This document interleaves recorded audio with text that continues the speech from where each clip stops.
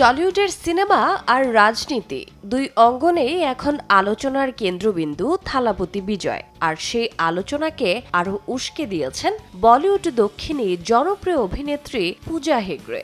একটি viral reel ঘিরে উঠেছে নতুন প্রশ্ন, ভোটের আগে কি তবে ভবিষ্যৎবাণী করেছিলেন পূজা, নাকি নিছকই ছিল মজার মুহূর্ত? এই নিয়ে এখন সোশ্যাল মিডিয়ায় তুমুল আলোচনা।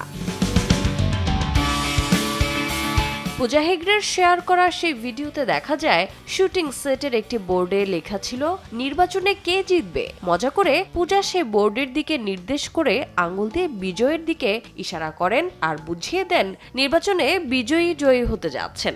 সহ অভিনেত্রীর এমন কাণ্ডে বিজয়কেও বেশ লজ্জিত হতে দেখা যায়। মজার এই মুহূর্ত শেয়ার করে পূজা লেখেন, মনে হচ্ছে ঘটনার আগেই আমি বলে দিয়েছিলাম।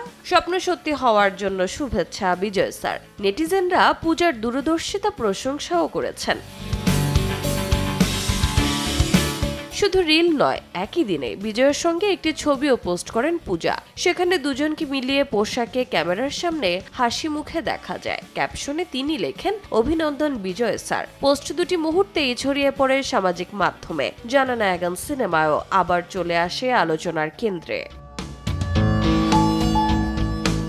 একদিকে রাজনীতির মাঠে বড় জয় পেয়েছে বিজয়ের দল টিভিকে। তামিলনাড়ুর 234 আসনের মধ্যে 108টি আসনে জয় পেয়ে দলটি একক বৃহত্তম দল হিসেবে উঠে এসেছে। যদিও সরকার গঠনের জন্য দরকার 118 আসন। ফলে এখন নজর গভর্নরের সিদ্ধান্তে। এই জয়ের পর রজনীকান্ত, কমল হাসান, রশ্মিকা মান্ডানা থেকে এআর রহমান অনেক তারকাই শুভেচ্ছা জানিয়েছেন বিজয়কে। রোজা চৌধুরী, সময় সংবাদ।